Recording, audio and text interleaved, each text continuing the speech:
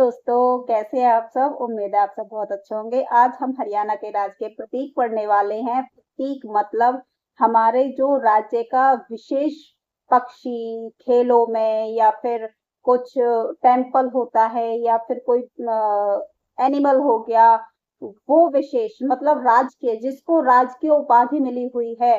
कोई राजकीय कवि हो गया, है ना। इन सब चीजों में राजकीय प्रतीक कौन है जिसको हमारे राजकीय से राज्य में मतलब हमारे राज्य में सबसे ऊंचा दर्जा मिला है। चाहे कोई एनिमल हो, खेल हो, मंदिर हो, या फिर कोई कवि हो, लेखक हो, या फिर कोई खिलाड़ी हो, है ना। तो इन सब चीजों के बारे में हम बात करेंगे, हरियाणा के राजकीय प्रतीकों के बारे में। ठीक है, सबसे पहले आता है राजकीय वृक्ष। हाँ, हमारा राजकीय वृक्ष क्या है? पीपल, जिसको हम भगवान की तरह जिसकी पूजा भी करते हैं, पीपल देवता की पूजा होती है, उसको हम राजकीय वृक्ष बोलते हैं। ये बोध वृक्ष भी कहलाता है, पवित्र वृक्ष भी कहलाता है, इसको अंजीर का पौधा भी कह देते हैं, और फाइकस रिलीगियस इसका साइंटिफिक नाम हो जाता है। किसका? पीपल का। तो राजकीय खेल क्या है? हमारा राजकीय खेल हमारा कुश्ती रहेगा, क्योंकि हमारे राज्य में, हरियाणा जो राज्य है, हमारे हरियाणा राज्य में कुश्ती सबसे फेमस खेल। मेला वेला लगता है किसी भी जिले में, शहर में, तो सबसे अधिक कुश्ती का मेला देखने को मिलता है। हर मेले में कुश्ती का कंपटीशन देखने को मिलता है। राजकीय पवित्र नदी, जो हमारी पवित्र नदी है, सभी जानते हैं सरस्वती नदी को पवित्र नदी कहा गया है। वेदों में भी सरस्वती नदी को पवित्र माना गया है। राजकीय पक्षी कौन सा है? हमारा काला तीतर। आपने देखा होगा, एक छोटा सा पक्षी होता है, वो काला, उसको काला तीतर कहते हैं। उसका साइंटिफिक नाम भी है ब्लैक फ्रैंको लिनस, उसका साइंटिफिक नाम है। तो इसको क्या कहेंगे? राजकीय पक्षी को काला तीतर इसको बोला जाता है। क्या है हमारा राजकीय पक्षी? काला तीतर हमारा राजकीय पक्षी है। राजकीय पशु कौन सा है हमारा? राजकीय पशु हमारा है काला हिरन। जैसे काला तीतर हमारा राजकीय पक्षी है, वैसे ही राजकीय पशु हमारा काला हिरन रहेगा। इसको कृष्ण मृग भी बोल देते हैं। एंटीलोप सवाइक इसको बोल देते हैं। इसका इंपॉर्टेंट बात यहाँ पे देख लेते हैं। अगर ऑप्शन में काला हिरन न हो तो राजकीय पशु नीलगाय भी बोल देते हैं। अगर काला हिरन नहीं हो तो देखो नीलगाय। नीलगाय पता है क्या? हमारे रोजमर्रा की जिंदगी में, हमारे डेली लाइफ की जिंदगी में उसको क्या बोलते हैं? नीलगाय को रोज ही बोल देते हैं। वो घोड़े जैसा दिखाई देता है। रोज एक तरह से जैसा घोड़ा होता है उसी तरह का कुछ कुछ दिखाई देता है, तो उसको रोज बोल देते हैं। डेली रूटीन में हमारे यहाँ तो रोज बोला जाता है नीलगाय को। आपके यहाँ क्या बोला जाता है? कमेंट में बताना। ठीक है। और उसका और क्या बोलते हैं? बॉस लाइफस टरेगो कामर लस, इसको बोला जाता है। ठीक है, चलिए आगे चलते हैं। राजकीय फूल कौन सा है हमारा? देखो, कमल हमारा राजकीय फूल है। सभी को पता है कि कमल हमारा राजकीय फूल रहता है। और निलंबो न्यूसीफेरा इसको बोलते हैं। राजकीय त्योहार हरियाली तीज, जो हमारी तीज आती है, कहते हैं ना, आई तीज बिखेर गई बीज, यानी त्योहारे, सारे त्योहार हमारे हरियाली तीज से ही स्टार्ट होते हैं। अब हमारे सारे त्योहार खत्म हो चुके हैं, लेकिन जब तीज आएगी तो उस तीज से हमारे सारे त्योहार शुरू, तीजों के तीज से हमारे सारे त्योहारों की शुरुआत होती है।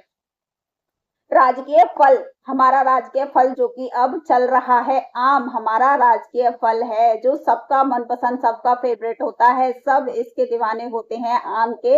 ये गर्मियों के मौसम में इसको आम रस बना के पी लो, इसका शेक बना के पी लो आम का, इसको वैसे खाओ, कितना सब हर तरह से इसकी कई वेराइटियां होती हैं। तो हमारा राजकीय फल क्या है? आम है। इसको और क्या बोलते हैं इंग्लिश में? मैंगी फेरा इंडिका, इसको साइंटिफिक नाम इसका है। देखिए, राजकीय मिठाई हमारी जलेबी। जलेबी सुनते ही हमारे मुंह में पानी आ जाता है। सच्ची बात है, जलेबी किसको पसंद नहीं आती। कहते हैं ना, तुम सीधे तो हो लेकिन किसकी तरह? जलेबी की तरह। तो जलेबी हमारा राजकीय मिठाई हो गई। राजकीय उपन्यास का है झाड़ू फ्री। ये किसने लिखा? राजा राम शास्त्री ने इसको लिखा। कौन सा उपन्यास? राजकीय उपन्यास कौन सा है हमारा? झाड़ू फ्री, यानी झाड़ू फिर गई सब पे।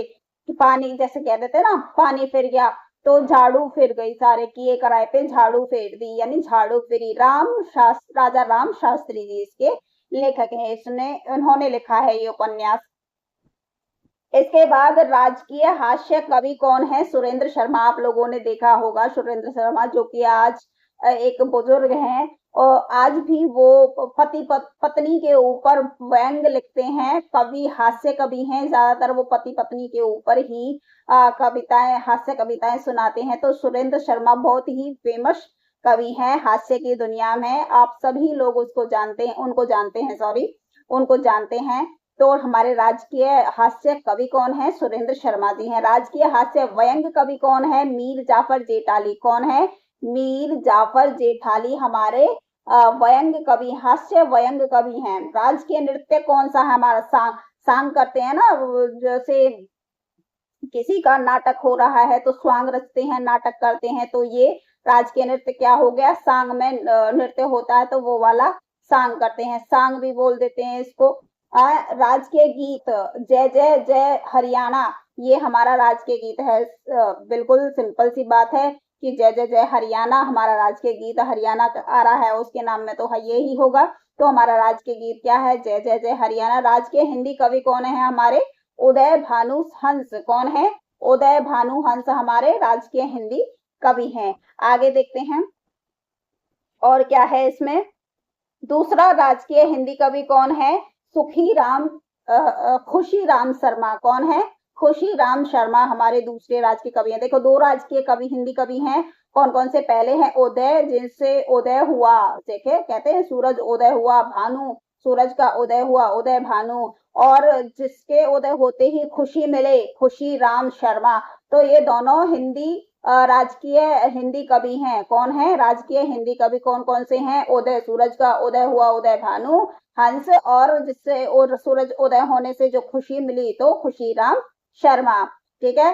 राजकीय उर्दू कवि कौन से हैं? अनूप चंद आफ्ताब हमारे राजकीय उर्दू कवि हैं। और राजकीय भाषा कौन सी है हमारी? हिंदी ही हमारी राजकीय भाषा रहेगी। राजकीय सांगी कौन है? जो सांग ज्यादा करते हैं वो कौन है? धर्मवीर भंगाना, ये सबसे अच्छा सांग करते हैं। ये कहाँ से बिलोंग करते हैं? ये हिसार से बिलोंग करते हैं। तो ये थे हमारे राजकीय चिन्ह, राजकीय प्रतीक। आई होप आप लोगों को ये क्लास समझ में आई होगी। छोटी सी क्लास थी लेकिन इंटरेस्टिंग क्लास रही है। आप लोगों को कैसी लगी ये क्लास? मजा आया पढ़ते हुए? तो कमेंट करके बताइएगा। लाइक शेयर जरूर कर दिया करें, और सब्सक्राइब कर लेना जिन्होंने सब्सक्राइब नहीं किया है। मिलते हैं नेक्स्ट क्लास में, तब तक के लिए धन्यवाद।